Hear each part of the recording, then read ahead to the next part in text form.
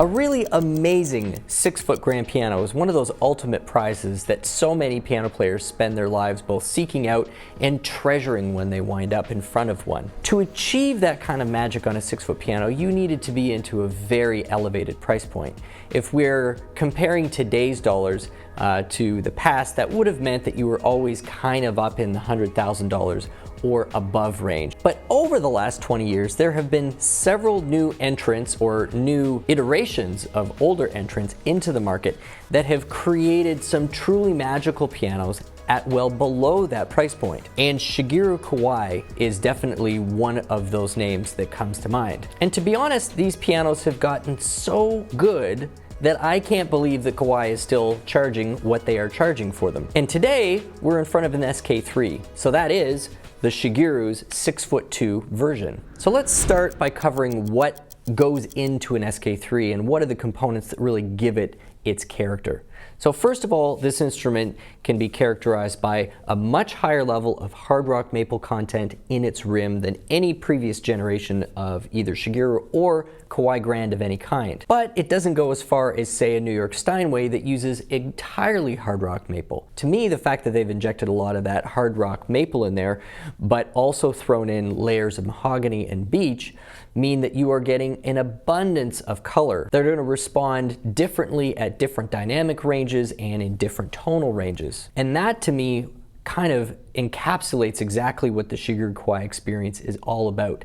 A tremendous amount of character and color at every dynamic level, at every part of the instrument. Another major component of this instrument is just how robust they have built this frame. What you've got is a rim capable of resonating at a number of different frequencies because of the different wood content, but it's also very thick and rigid, which means that it can preserve a tremendous amount of energy as well. A third component of the Shigeru experience, which really can't be understated, is just the fanatical level of prep and voicing and regulation that goes into the piano before it leaves the factory. They are built and completed by a separate team of individuals at Kawai. This is a completely separate section of the factory, and they are built and completed by these master piano artisans. Great piano companies who are producing the top tier instruments in the world know this very well, is that you can have the best design, you can have the best machinery, you can also have the best materials, but if all of that doesn't come together with a level of refinement which separates the 100% from the 99%, you really don't get across the finish line. And Shigeru Kawai's come out of the crate beautifully voiced, beautifully regulated, and stable. These are both elements that don't need to be touched on the instrument for years into the life, and that is quite unusual. And the fourth element to these instruments that I think has really given them the character that they have is the source and quality of the soundboard material. There really are two areas of the world where top soundboards are being sourced from right now. One of those is the southern Bavarian Alps or the northern Italian Alps, which really are just two different sides of the same coin. Basically, it's the eastern Alps where you still have a lot of alpine spruce growing. It's highly regulated. There's not a ton of it left, but there's enough that it can be done in a sustainable way at this point. The other area is Alaska, and it's really those two spots where you're able to extract either white spruce or high quality Sitka spruce. The Sitka spruce is what the Shigeru is now using, which is the same grade of material that New York Steinway is sourcing, and it tends to be a slightly warmer character than you get out of a white spruce. And when you put all of those things together into an instrument like this at the 6'2" scale, what you're left with is a total chameleon of a piano. When I play this piano at a mid-volume to a high volume and close my eyes, there's moments where I could swear I was behind a Hamburg Steinway Model A. When I'm playing it very, very quietly, there's moments where I think that I'm behind a Fazioli because of just how active and how colorful the tone is, even at a very, very, very low level. And then there's moments where Kawai's own nature really comes through, particularly I would say in the treble. It's quite unique, as well as the lower mid-range of this instrument has tones and balances in it that you don't get in any other piano. Let's now hear some of this tone out of the Shigeru Kawai SK-3.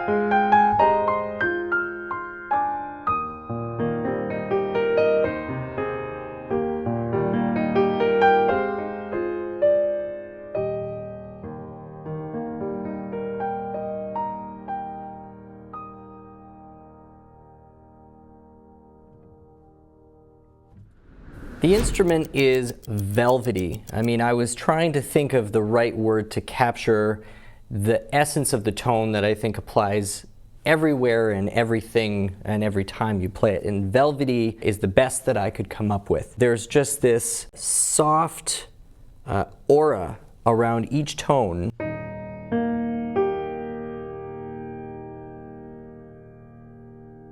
It's just perfect. It's like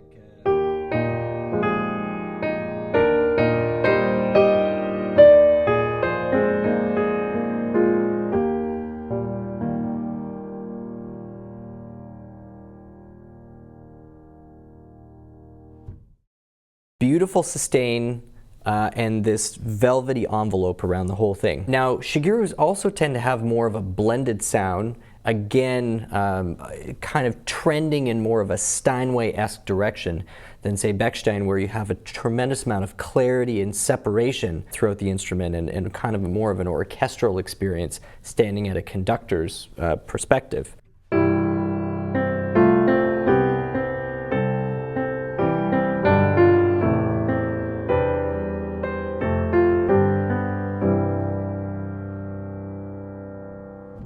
The bass is quite brassy.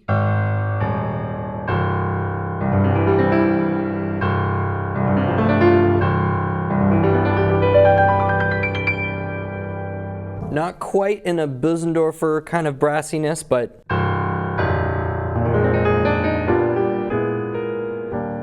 maybe kind of halfway between, say, like a Mason and Hamlin double B and like a Steinway B in terms of the character of those bottom octaves.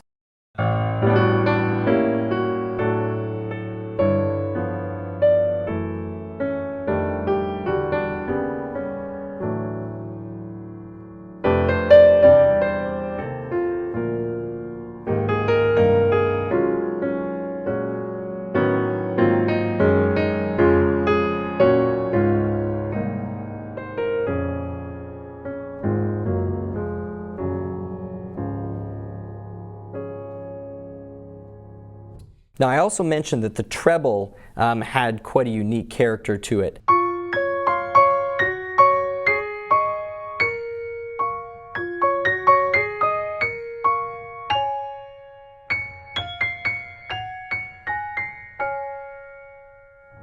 And what I like about the treble is that you've got this really clear sense of the fundamental, but there is a lot of color, but that color is incredibly clear and well structured. There's not a sense of a ton of extra harmonics happening, but it also just opens up into a beautifully complex, well structured treble when you really push it.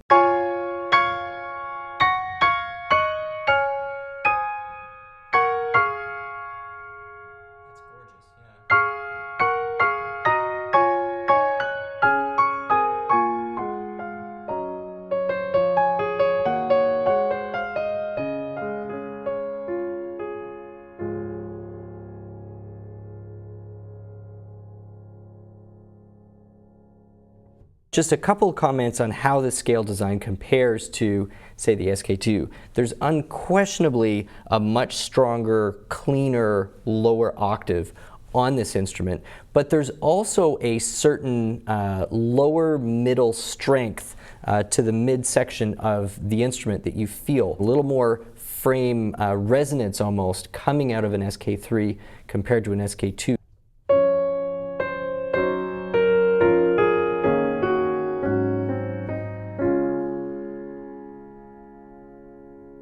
Yeah, you can really, the maple character really tends to make itself known in those 2 or 3 octaves right in the middle of the piano. So there you go.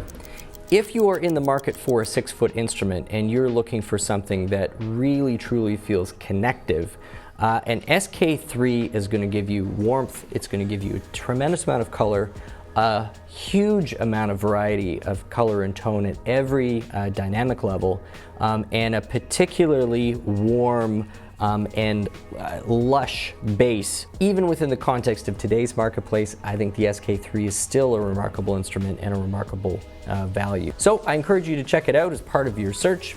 Thank you so much for checking another one of our piano videos out here on the Merriam Pianos YouTube channel. My name is Stu Harrison. Hey, if you're in the area, come visit. We just had people today walk in who had seen us from India, happened to be visiting, came in to say hi. That stuff's awesome. We love hearing from fans and people from around the world who have really connected with our piano community. So please hit that subscribe and the notification bell, because even if we can't do so in person, we'd still love to digitally. Have a great day, and we'll see you soon.